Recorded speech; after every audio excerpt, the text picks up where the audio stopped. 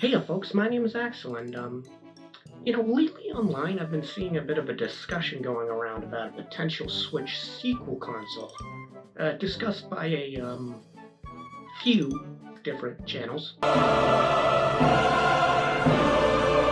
lot of people think that we'll at least be getting news on the next Nintendo home console within the next year or so, and while I do understand that sentiment, I mean, this is year 7 after all. This is one of the longest Nintendo home consoles ever.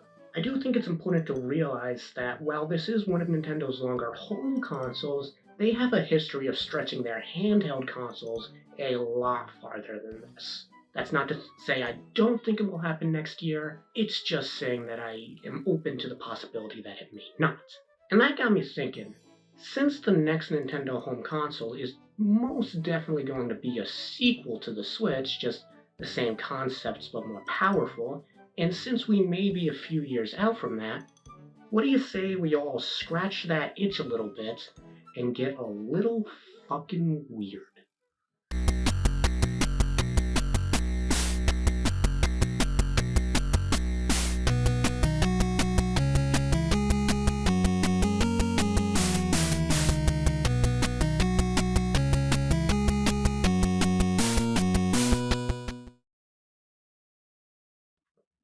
There's an empirical law in technology called Moore's Law.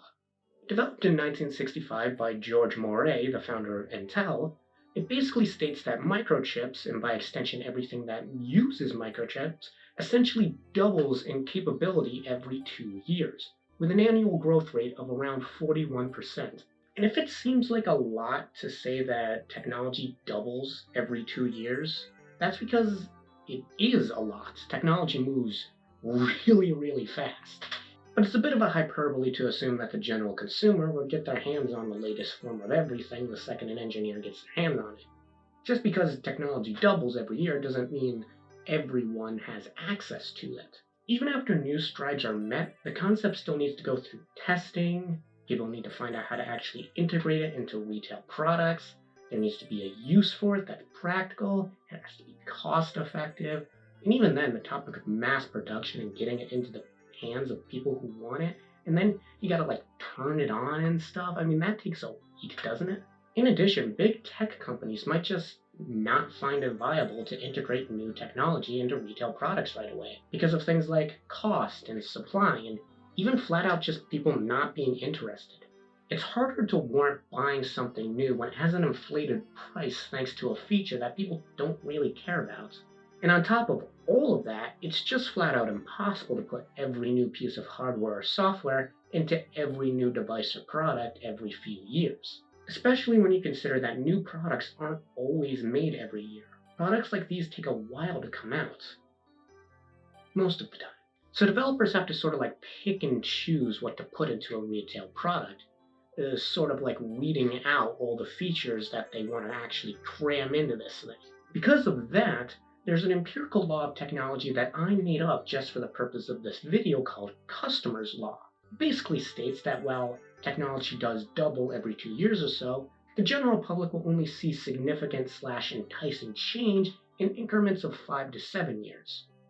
This may already exist, but I refuse to do research on a topic that I came up with on the toilet. For example, look no further than the infamous Apple products. Oh, my dad just texted me to tell us that the multiplayer Last of Us was cancelled. Apple products are actually a really good example of customer's law because they come out every single year. So that gives us a good timeline of these sorts of events. I think I'm the first person to say that releasing a $1,000 phone every year is a good thing. I think I can hear the angry notes now. An iPhone 7 may not seem that crazy different from an iPhone 6 or even a 5 because, well, it's not. There wasn't a whole lot that was changed. Now, iPhones do change every year, but it's only a little bit at a time, adding new features that are nice but don't amount to a whole lot on their own, making it hard to warrant purchasing them year after year. So going from one to another right after each other isn't all that exciting. However, an iPhone 11 or 12 compared to a 6 does have a lot of features and capabilities that make it more worth the price, increases its value, can do a lot of things that aren't possible on a 6, and are worthwhile upgrades. So because of all that, if you only have an iPhone 6, it does warrant buying a 12 because of all the new things they were able to put into that new device. It's customer's law at its finest. Technology grows at a breakneck pace, but for one reason or another, it's going to take a little bit of time before you can play Angry Birds on your foldable screen. And there is no greater example of this phenomenon than with the video game industry. The console's whole gimmick back in the day was that every generation, a new console was twice as powerful. From 8-bit to 16-bit to 32-bit to 64-bit, yeah, the DB was 32 bits. There always seems to be a clamoring for more and more in video games, almost to a detriment, actually. More power, more graphics, more games, more. This is an industry that is led primarily by innovation, and the essence of innovation lies in taking what both has shown to work and new ideas and making them better and better and better. And part of doing that is harnessing the power of new technology to create experiences that were not possible years before. Each year that goes by, I am always constantly impressed by how developers and creative teams and designers and all the others of hundreds of people that go into making both games and consoles, just how far these people are able to push the envelope forward. Through the console to the games, through the higher ups to the interns, from the AAA to the indie developers, people are always eager to show the world what is possible and to spread the passion of the industry further. And that is just something I cannot get enough of about this wonderful world of video games that we have created. It's just so magical. Video games are, in my opinion, the most sincere form of art while simultaneously being some of the most impressive technology out there. Now, why do I say all this? Well, it's because if you had told me 20 or 15 or even just 10 years ago that we would be able to play such high quality games on a system so small, I wouldn't give a shit because I was 10, but still. The Switch as a concept may be something that we've all gotten used to by now, but it really deserves a lot of credit for what it is. A fully portable home console. Do you have any idea just how much of not a thing that was back in the day? It's honestly still amazing to me that you can fit a game as big as Tears of the Kingdom on a 32 gigabyte cartridge and play it on a screen this small. But fast forward a few years later, and everyone's just kind of clamoring for the next thing, a Switch 2, if you will. And I don't know. I mean, I can't really say I blame anyone. I mean, it's just like any other piece of hardware. After a while, and after you see how apps and software and games grow to the point of being restricted from the hardware it's on, you get to a point where you're just excited for a new big upgrade, you know? And all you really want to do is just have the next thing in the palm of your hands. So let's do that. This is a Steam Deck. You can tell it's a Steam Deck by all the overcompensation it's doing. This is a weird-ass product. I can't help but feel like it's made for kind of a niche audience. People who want to play PC games but also want to play them portably. I mean, those two things kind of clash with each other when you think about it. I mean, who would buy something like this? So I've been working on a bigger video lately, but it's taken longer than I thought for unforeseen circumstances. Fuck, shit, fuck, fuck. So with the constant hell that is the ever-growing wormhole of suck that is this fucking Bobcat, I felt like it would take more time than I would like to get this video out. So I figured I'd do something small in the meantime. Lo and behold, I'm out Black Friday shopping and getting some new stuff for the collection when I hop into a GameStop and saw this puppy. I frantically asked the worker if it was on sale. She said no, and then I bought it anyway. I've been trying to broaden my horizons lately. I've only really ever collected Nintendo stuff, but I've been making progress in the last year or two to sort of add to the other sections of the video game industry and history that I've sort of missed out on over the years, and PC is definitely one of those sections. And I'm a sucker for portable gaming. I mean, the Switch and the DS are some of my favorite consoles of all time, so a way to play high-end PC titles portably was really enticing at the time, because that's what this thing does. The Steam Deck is a dedicated portable console that allows you to play your Steam library portably. Released on February 25th, 2022, the Steam Deck was the company Valve's attempt to insert themselves into the console space. If you don't know who Valve is, they're something of a legacy studio in the video game industry. They don't put out a game too often, but when they do, they tend to rock the boat a little bit. Half-Life and Portal and Team Fortress are just some of the examples of all their hard work, all of which were praised as some of the greatest games of all time. I have no shame in saying this. I am deeply impressed with what they're capable of doing, and I, along with millions of others, are always ready to see what they do next. So why don't they do anything? Well, for one, development takes a long time, obviously, and they want to make sure their games are really good and of a certain quality before they release them. And they sort of have the resources necessary to kind of wait on something a really long time if they don't feel like it's up to snuff. But the more likely reason might be because a lot of their attention goes towards Steam. Now, if you don't know what Steam is, then why did you click on this video? Steam is probably the definitive way to play games on PC. There are other methods, but Steam is easily the easiest to use and the most recognizable, with the largest organized storefront. All you have to do with Steam is make an account, buy the games you want digitally, and then download them from your account onto any computer that Steam can run on. Or in this case, download them directly to your Steam Deck and just have fun and play away. Oh boy, I sure am having fun playing with my deck. So that's what I did. I went ahead and purchased 4 games with the purchase of my Steam Deck so I could play them all on this and give you my thoughts on this console. Now, these games vary a little bit in terms of a lot of things. I tried to strike a balance between graphical intensity and things to talk about and topics that relate back to the console and other things. Unfortunately, though, my efforts were a bit limited as I only bought games that were on sale because, whoops. So I'm going to use these games as points of discussion on how this console works, its strengths, its weaknesses, and I'll tell you if I think it's worth your attention. I also want to point out that this ain't a reflection of my opinions on these games as a whole. I'm just using them as a vessel to carry for talking points with this console.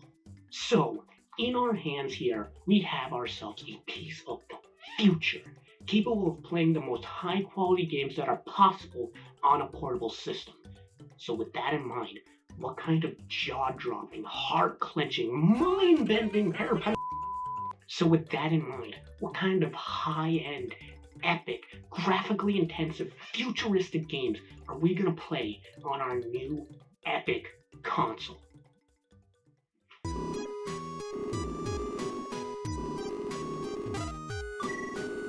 Oh yeah!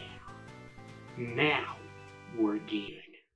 Alright, bitches, let's look at some pixels.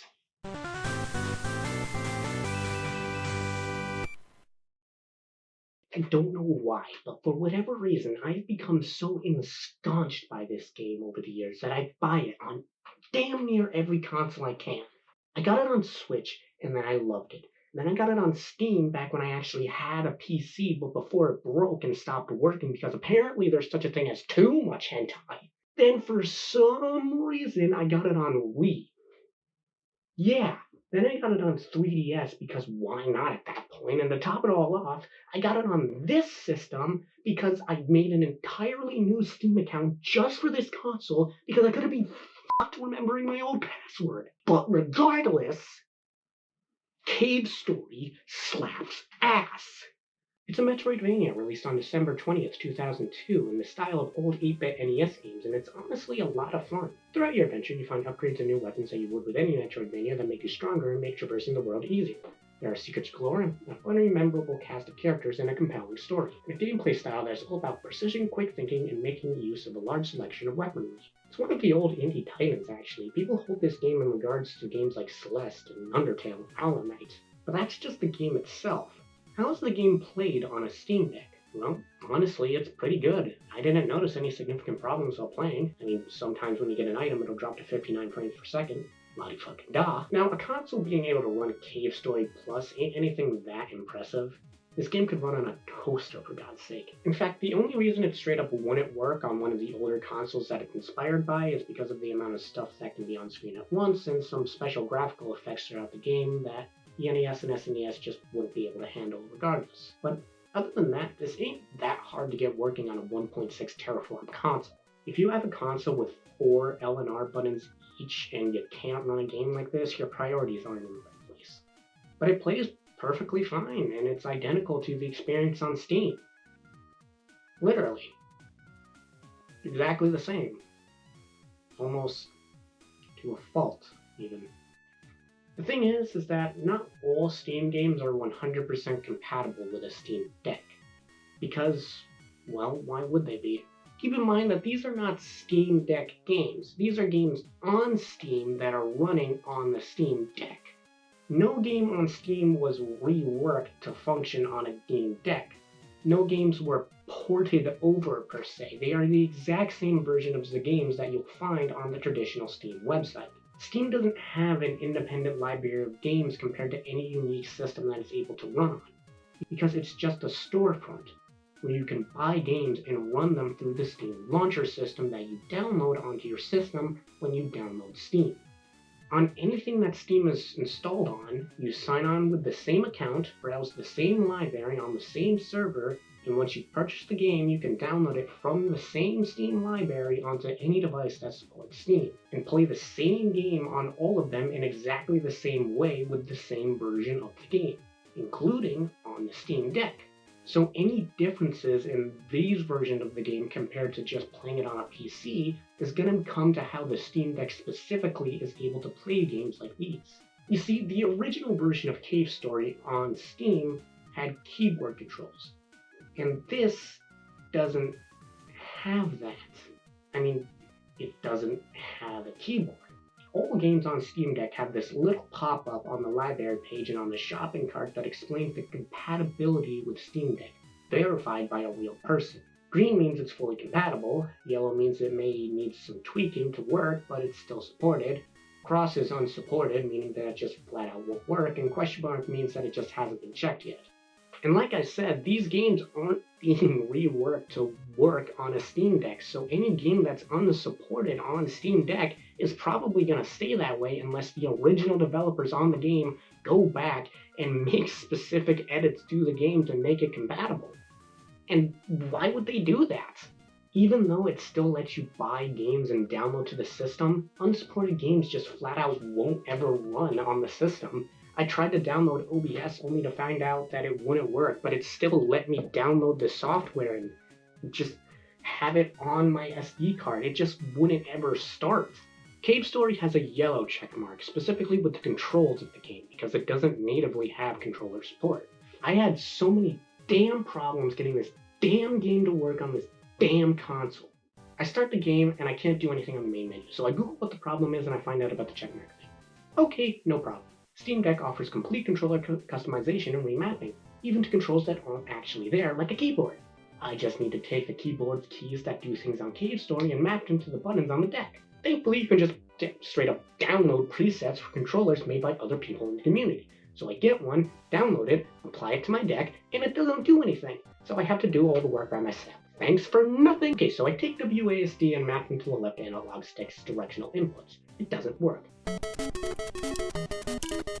I find out that Cave Story uses arrow keys for direction because who cares, so I fix it and I can move in the menu now, but I can't select anything. It says press Z to confirm, so I assume that means Z is the general interact button or something, so I map that to the right bumper. Ask me why. And now I can navigate the menu, and now I can start the game, and I can't jump. You've got legs, don't you, you metal fuck! So I find out that the enter button is also the jump button, so I change that to A instead. Run down, dodge some enemies, I'm starting to feel joy for the first time in my life, and I get a weapon that I can't shoot. Look it up, map the button, and now we're finally playing the game. Play until I get an item and I can't find out what it is because I can't open the menu to check the description. Look up, map the button, go. It's a map of the area that requires its own button to pull up. I got sick of it at this point and played through the entire game without a map. My time in this game was a little over 4 hours, and one of them was just getting the damn thing to work. Now let me ask you something. Why would I play this game on deck if I have to go through all of this to get it working? Playing portably is a nice touch, but this game is available on Switch, and that version of the game was carefully tailored to work on Switch. It was ported over to Switch, and that version is complete with automatic controller support. You don't have to go through this rigmarole just to play it. So what's the point of playing it on deck? And furthermore, what's the point of allowing you to download it to Steam Deck if it takes this much effort to get to work, or if it just doesn't work at all? Well, a Steam Deck is more powerful than a Switch, sure, but if you're playing portably, do you really care about the high-end 4K 120 FPS gamer stuff you got going on? But hey, maybe we just need to try some other games. Cave Story's great fun and all, but it doesn't really click with this console. We need something with a bit more oomph. We need something more intensive. We need something that'll push this console to the limit. We need something that'll really show off what this can do and what can...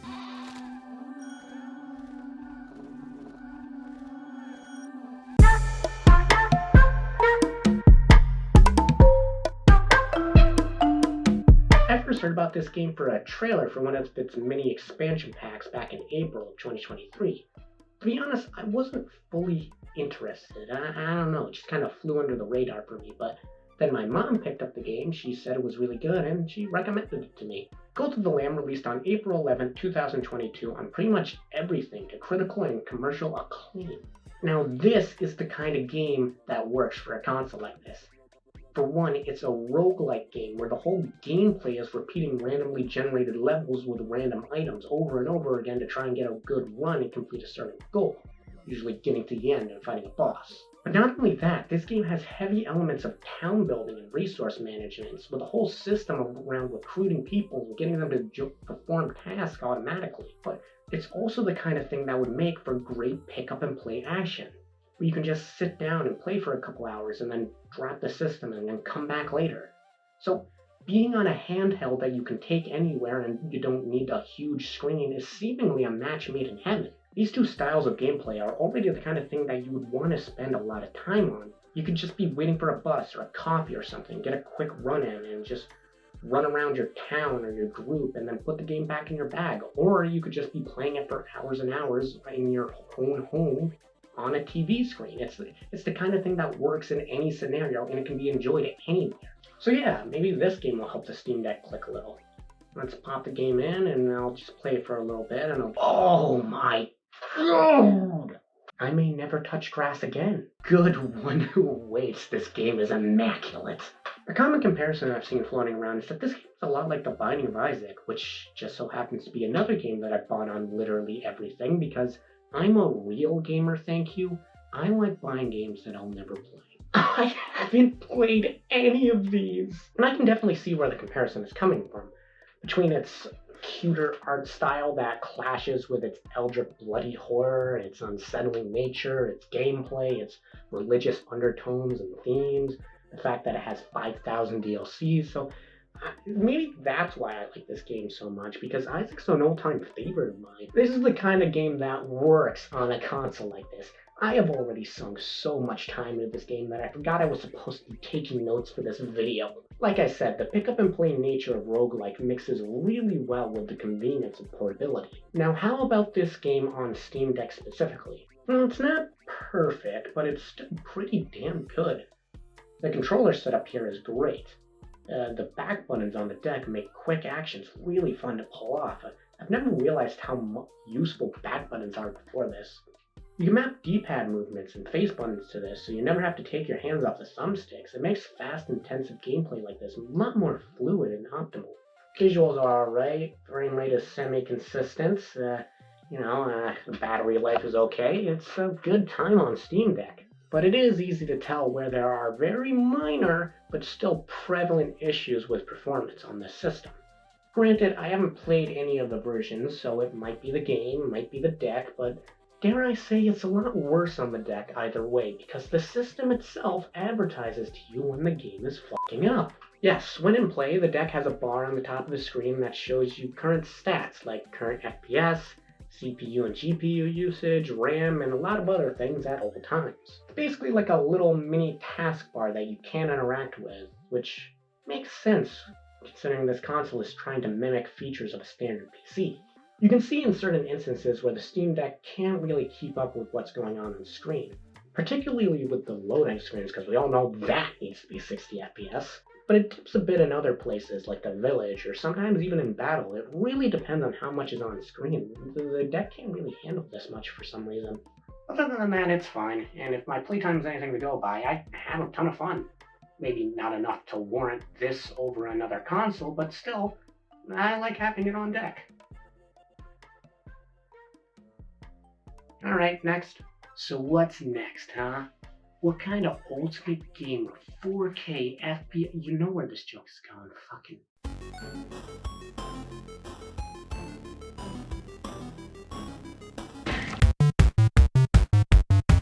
And Stars in Time is an RPG all about dying and repeating a time loop over and over again, learning from your mistakes and erasing progress to try and do things right the next go around.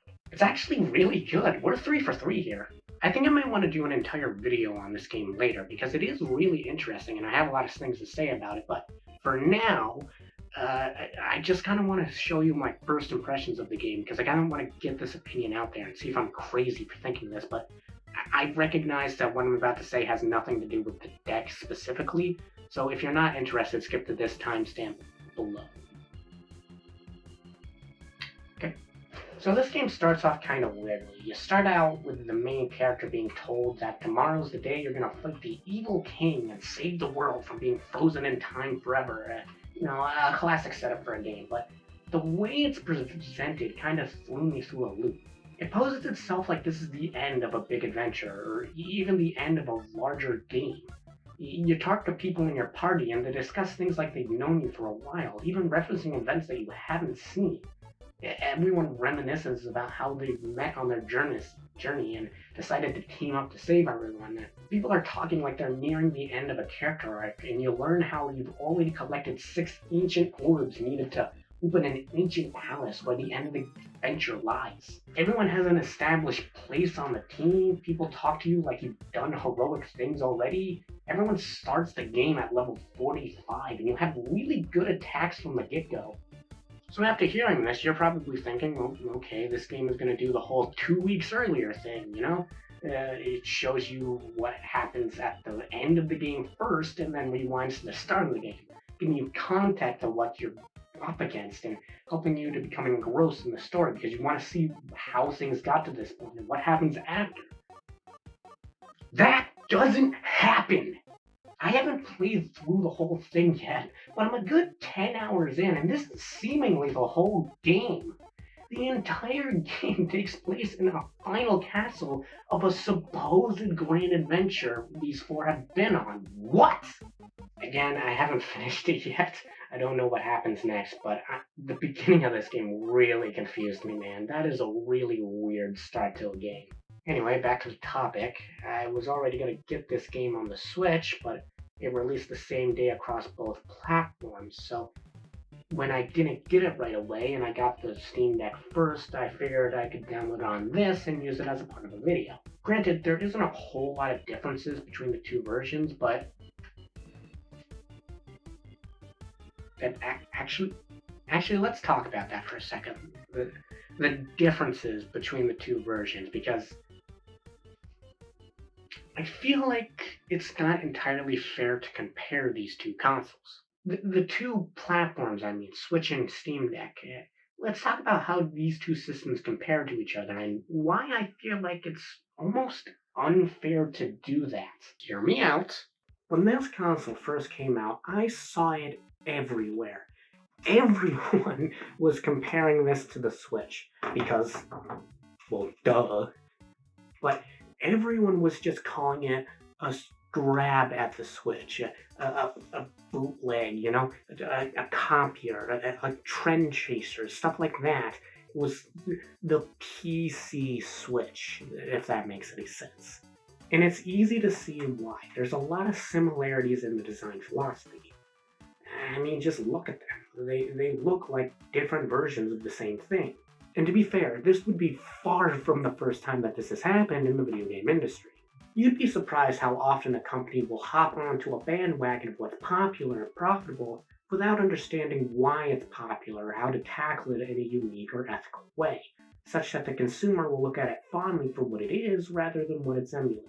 It happened with 3D gaming, it happened with motion controls, it happened with DLC and microtransactions, it happened with dual releases, it happened with portable gaming, ironically, all of which were huge successes that led to people trying to capture the same magic, sometimes succeeding and sometimes failing, but most spawning from a place of inspiration and sometimes even trend chasing.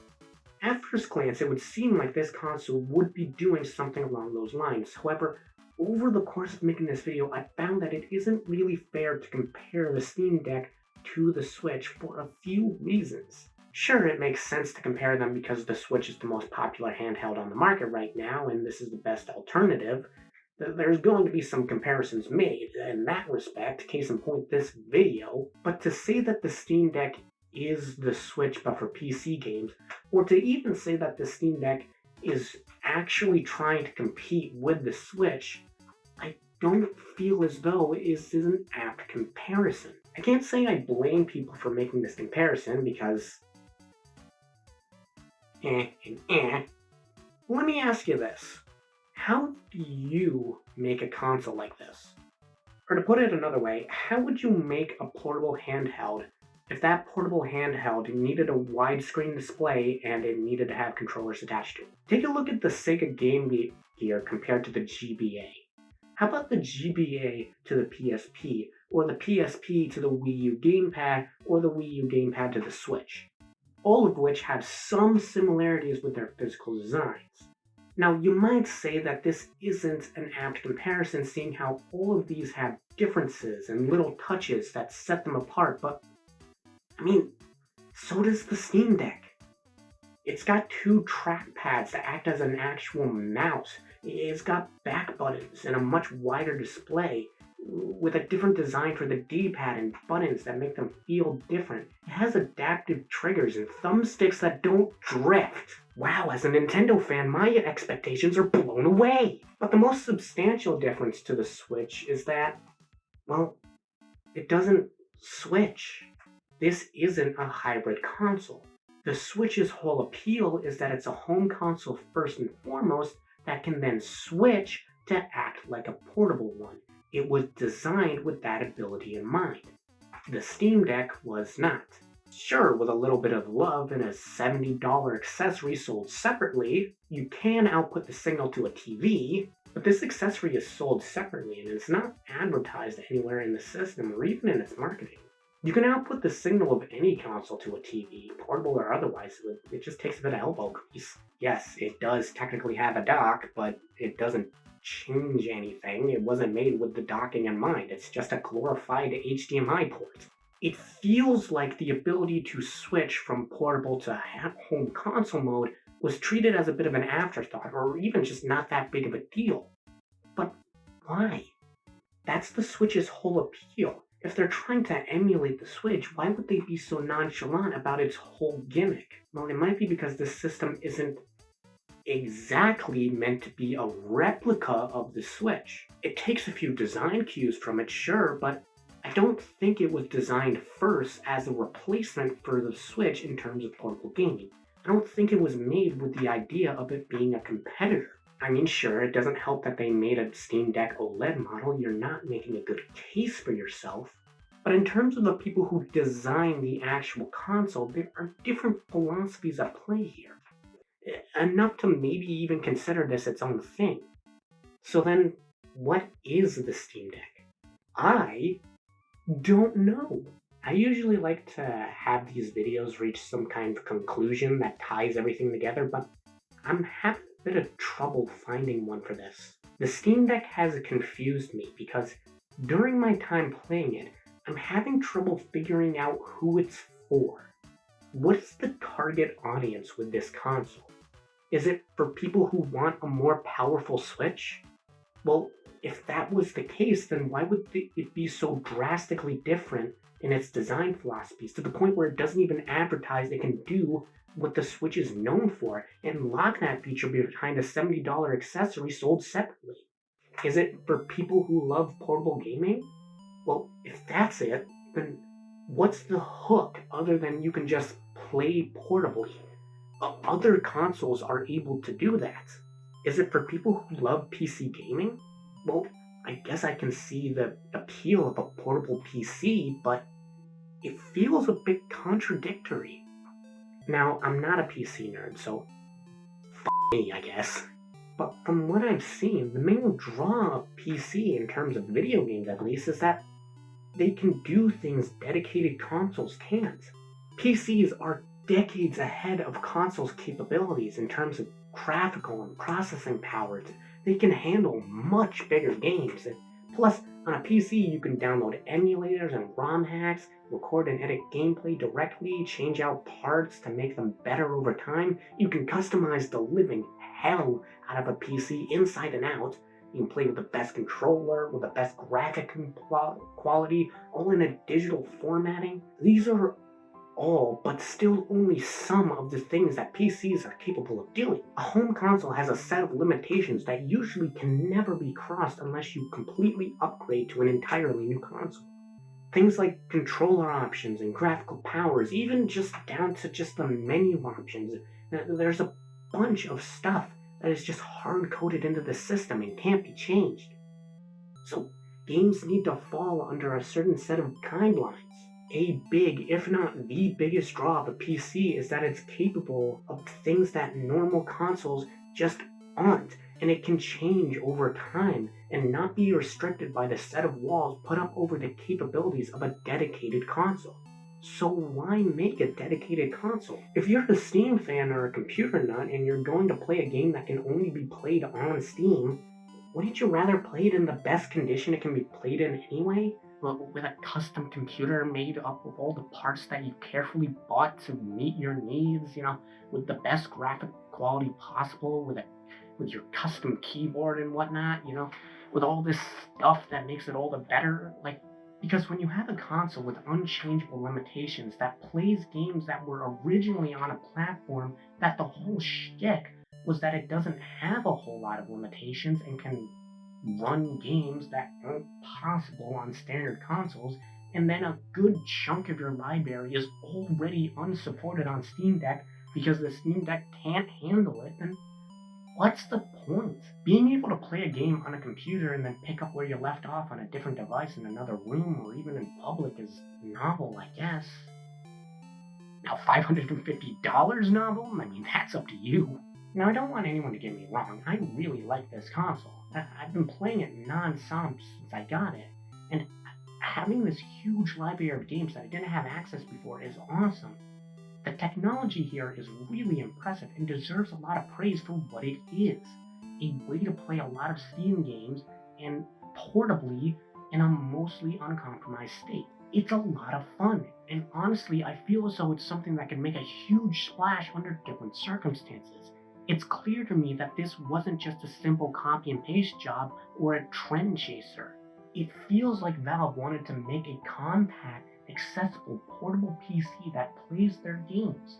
But I think my main problem with the Steam Deck is that I can't really seem to find a hook, There's no reason to buy this other than to just play Steam games portably, which is already an idea that I feel as though is at odds with Steam's concepts, ideals, and its main consumer base.